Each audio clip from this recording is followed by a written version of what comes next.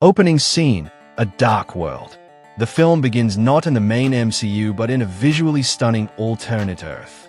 Towering holograms of Tony Stark's face dominate a futuristic skyline.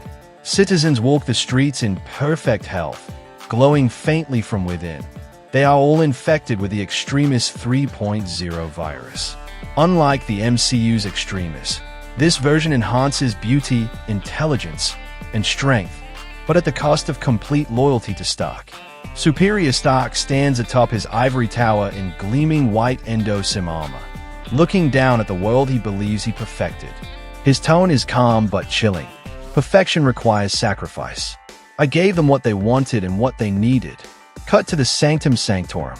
Strange meditates while Wong studies magical anomalies. The readings show unstable incursions threatening Earth 616. But this isn't random chaos. Someone is deliberately siphoning energy across universes. Strange peers through the eye of Agamotto's fragments, glimpsing Stark's white armor. His face darkens. Tony Stark, but not ours. Doctor Strange calls together Bruce Banner, Captain Marvel, and Wong. They debate what to do. Banner is terrified he's seen what Stark's tech can do even when it's ethical.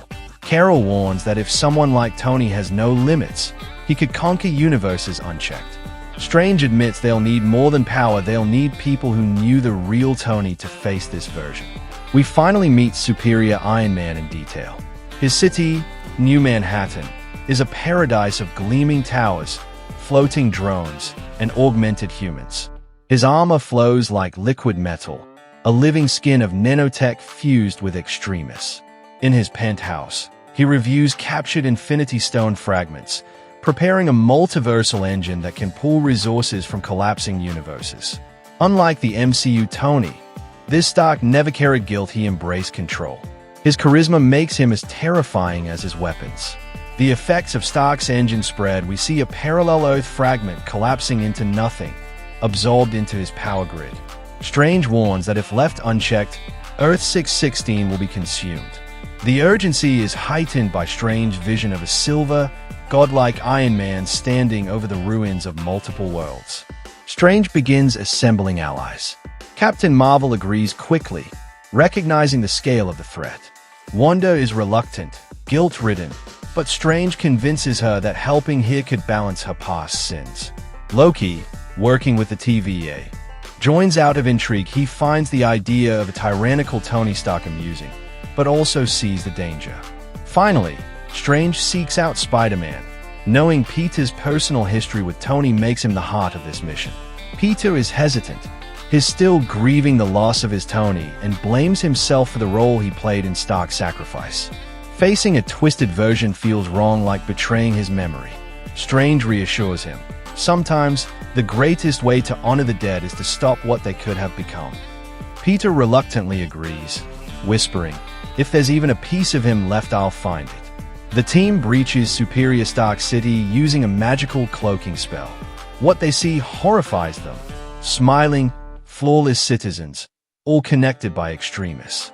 Stark Sentinels, giant drone guardians in white and silver armor, patrol the streets. The heroes realize that there's no resistance here.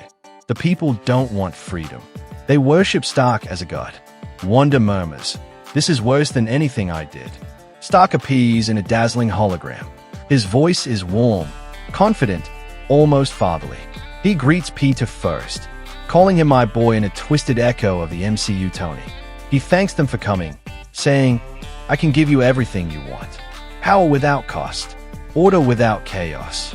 Why fight me when you could join me?"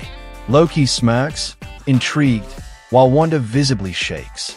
The team refuses, leading to an explosive battle with Stark's enforcers. The Sentinels adapt mid-fight, countering Carol's energy blasts, mimicking Spider-Man's agility, and resisting Strange magic. Wanda unleashes a burst of chaos magic to save Peter, leveling an entire city block. Stark applauds, amused, saying, "Yes, you'd fit perfectly in my world." Superior Iron Man descends personally, his armor flowing like liquid around him. He fights Strange, revealing tech specifically designed to counter magic, reflective shields that bounce spells, nanobots that disrupt incantations. Strange realizes Stark studied thousands of universes, creating multiversal countermeasures. The fight is brutal, ending with Strange captured. With Strange in his grasp, Stark explains his worldview. He claims free will is the root of chaos, war, and suffering. By upgrading humanity with extremis, he created perfection, no poverty, no disease, no crime. He insists he is not a tyrant but a savior. His charm makes his argument almost convincing, especially to Wanda and Loki, who see reflections of themselves in his necessary evil. Peter pleads with Stark, saying the Tony he knew believed in choice and sacrifice.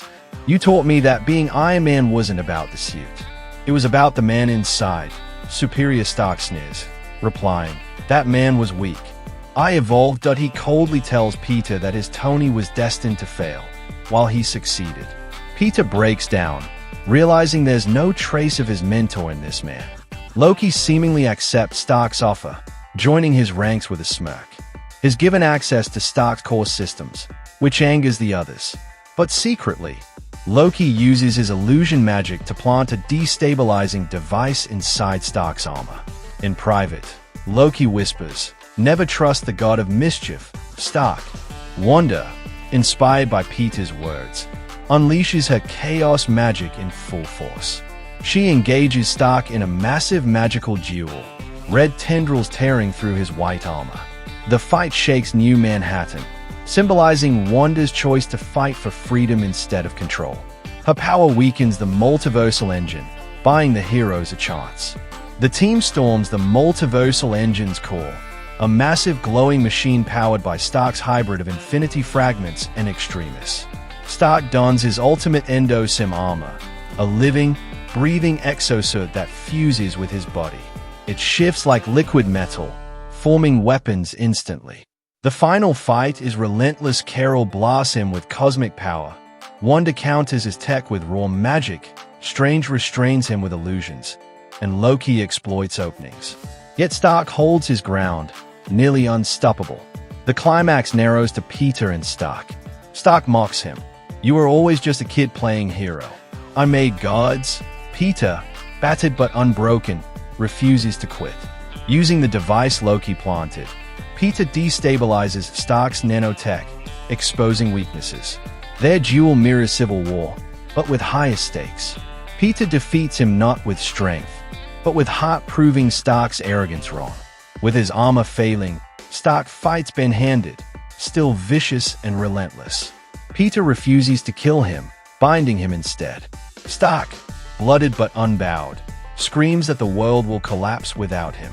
Strange seals him in magical restraints, but Stark's eyes still glow with extremis, a sign he isn't fully defeated. The team debates what to do. Wanda suggests killing him. Carol suggests imprisoning him permanently. But Peter insists. Killing him would be killing Tony. And I won't do that. Strange uses multiversal magic to place Stark in a pocket dimension prison designed to contain him. As the portal closes, Stark smiles darkly, whispering, "You can't cage perfection." The heroes return to Earth, 616.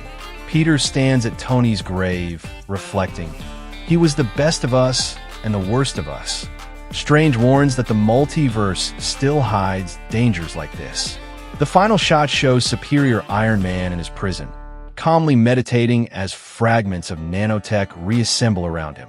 His final line, "This isn't the end, it's the beginning." Fade to black, setting up Secret Wars.